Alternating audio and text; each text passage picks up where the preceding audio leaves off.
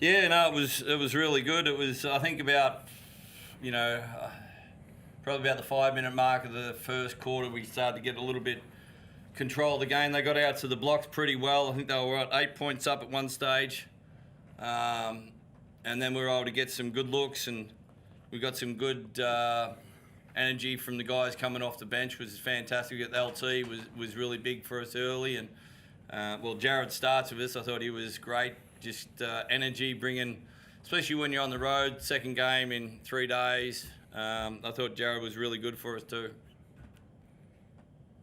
We're seeing a trend in recent games. You're really tightening the screws after half time and not really letting teams score. What's being done at half time to create the bigger difference as you go towards the end of the game? Oh, it was just our defence. Obviously we didn't have any time to scout, so the guys did a great job of going on the fly, what needs to be doing on the court, and that's the part about maturing as a team. We've got to have that group intelligence to know what's going on out the court, and the communication, the trust levels to, put those fires out, because, they can score. Last time against us, I think they scored 109 points or 106 points or something. So we know that they can score, and it was a big emphasis on our defence.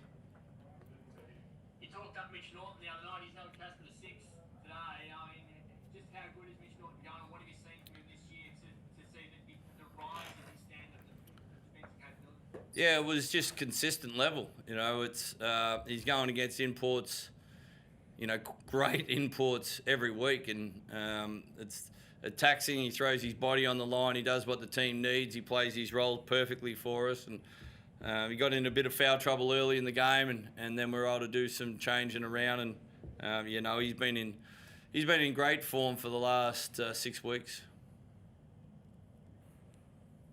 Go, Matt. Thanks, Todd. Toddy, congratulations on the 300th, mate. As Trevor mentioned, you guys are getting it from a variety of sources at the moment. What's the chemistry like within the playing group at the moment? I mean, it's a lot of fun to be around. I think that obviously the hub was cool. Obviously, we come away with we had a successful time there, but I think the time that we, spent together really fast-tracked those relationships off the floor, and to be able to transfer that onto the floor I think it's really showing. You can sort of see the way everyone's sort of out there playing for one another. Everyone's out there giving up a good shot for a great shot, and it's fun to be a part of, and it's fun basketball to play. But what about you personally? I mean, I think it's safe to say you had one of your better years, in sort of a career where you've been a little bit of a journeyman, but how's it been coming into this environment? Oh, it's been a lot of fun. It's definitely was a little nervous coming in. Obviously a quite successful group coming in with pretty big shoes to fill, and the guys have been great. Everyone from the coaching staff to the players to the front office, everyone's been great. It's really made the transition a lot of fun and a lot easier than I thought. So, and also it helps when you got guys like Bryce and John that draw so much attention. It's good to be on the receiving end of those wide open looks. Trev, you guys hit the ball well from three tonight. You've got an awful lot of great looks. How impressed were you with the overall execution offensively as a group?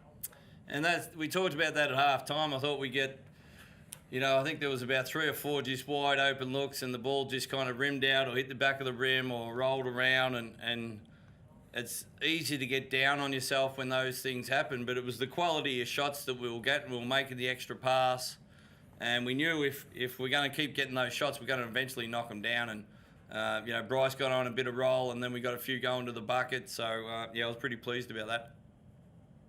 Is it look? There's been so much talk about Bryce and when he's going to get naturalised, and what will you guys do when he naturalises? Will you bring in an import?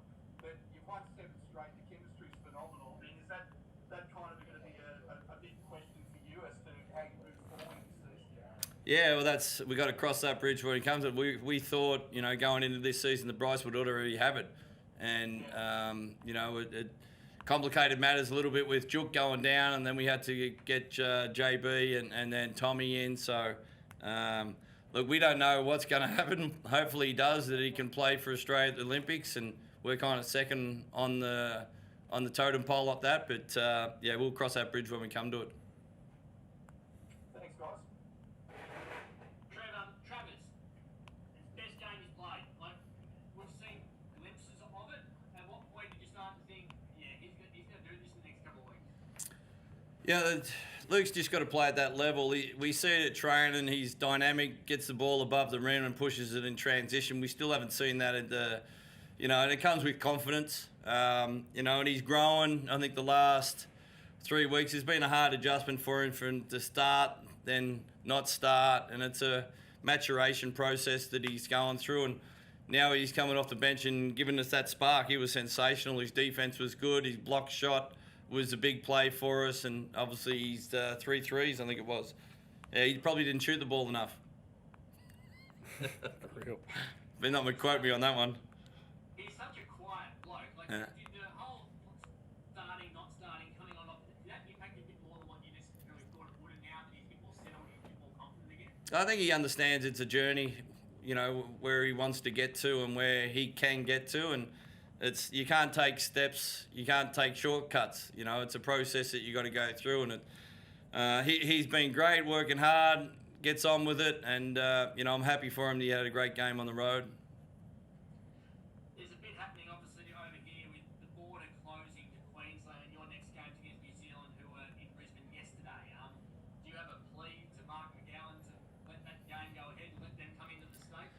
Yeah, mate, I haven't got that much pull. I'm just a basketball coach, but he's quite welcome to come to a game if he wants. But it's we talked about at the start of the season. We've got to be adaptable. We've played New Zealand.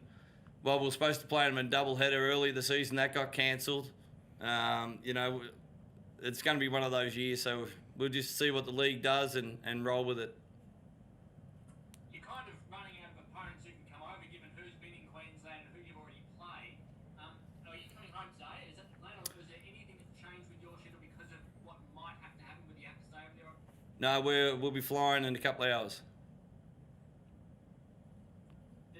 Todd, from a player's perspective, when you don't really know what's going on with your season yet again, how difficult is it just to look forward and go, I wonder what's going to happen on Thursday, when we'll play, who will play, what we're going to be doing?